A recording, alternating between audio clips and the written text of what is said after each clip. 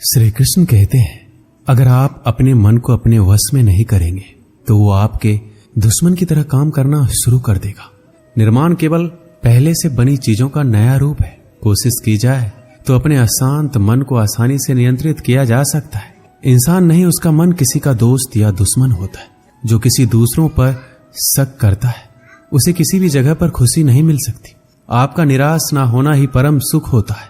क्रोध मूर्खता को जन्म देता है। अपवाह से अकल का नाश और अकल के नाश से इंसान का नाश होता है। सही मायने में चोर वो है जो अपने हिस्से का काम किए बिना भोजन करता है।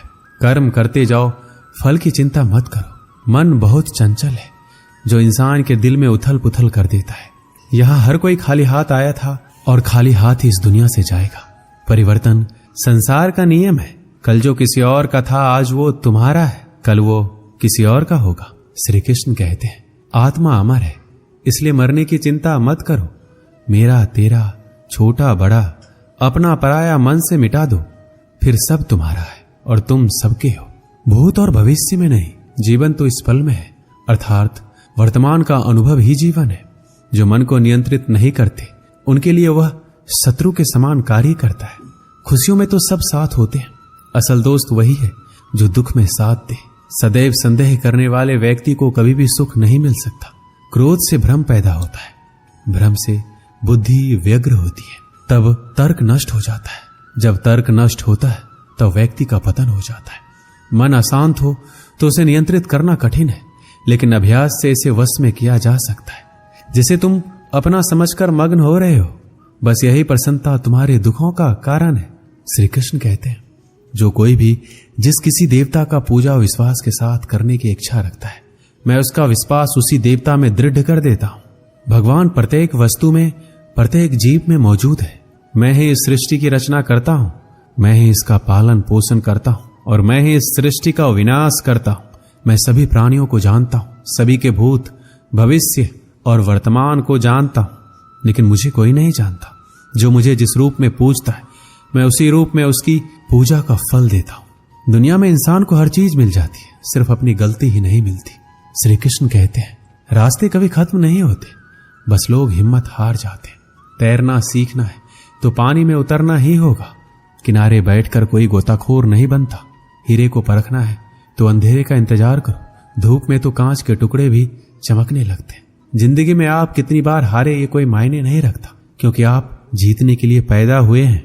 जिंदगी में कठिनाइयां आए तो उदास ना होना, क्योंकि कठिन रोल अच्छे अभिनेता को ही दिए जाते हैं।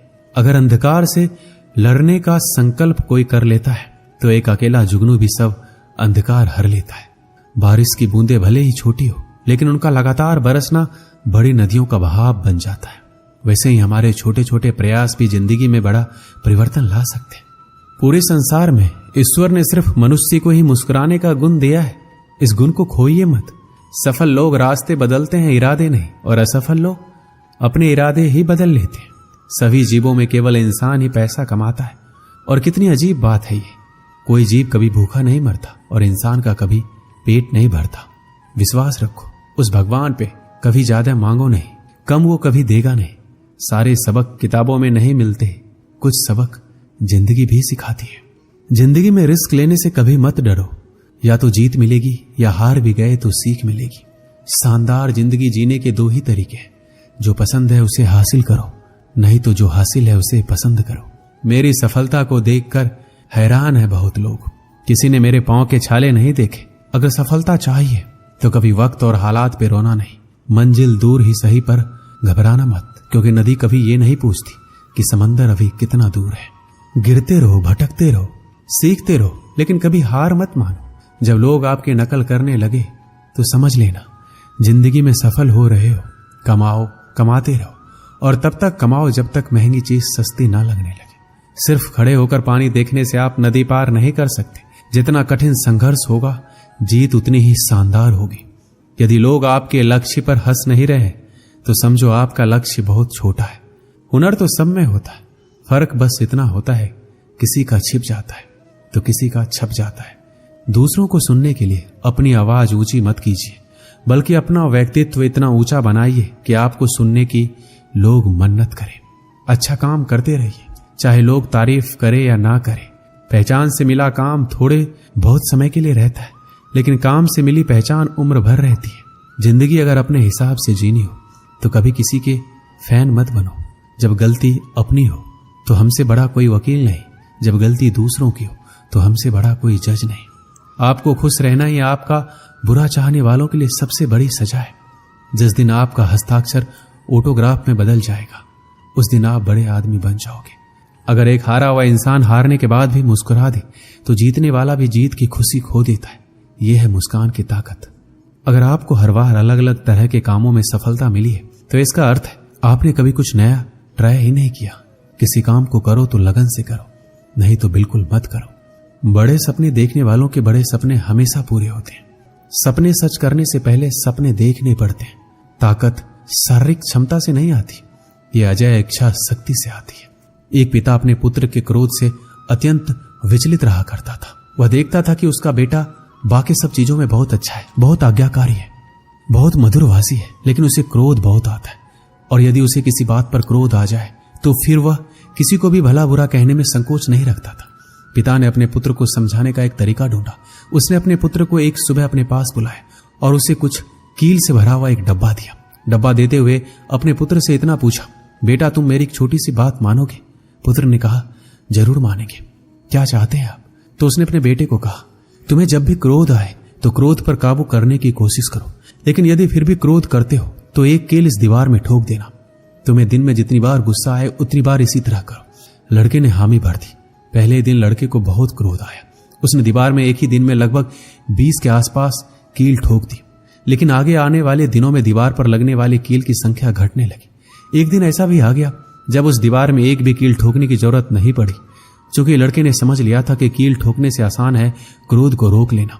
जब यह स्थिति 2-4 दिन बनी रही तो उसने अपने पिता से जाकर इस बात को कहा।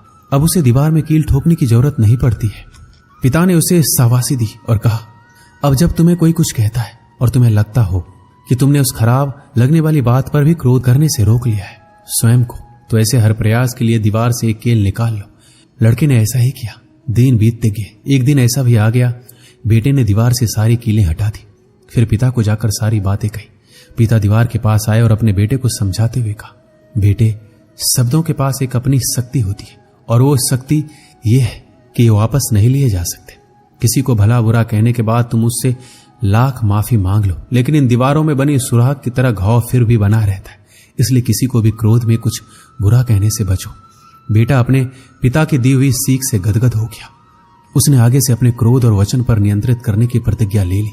हमें उत्तेजना के क्षणों में किसी को भी अपशब्द तथा अप्रिय नहीं कहना चाहिए। इससे बनने वाला घाव 1000 माफी मांगने से भी नहीं भरता है। दोस्तों, सीखने की प्रक्रिया कभी खत्म नहीं होती। आदमी जीवन पर्यंत सीखता रहता है, कुछ अपने अनुभवों से, कुछ दूसरों को देखकर तथा किताबों को पढ़कर। मुझे पूरा विश्वास है इस कहानियों के माध्यम से आप जरूर कुछ सीखे होंगे। मिलते हैं अगली वीडियो में। अपना ख्याल रखिएगा। जय श्री कृष्ण।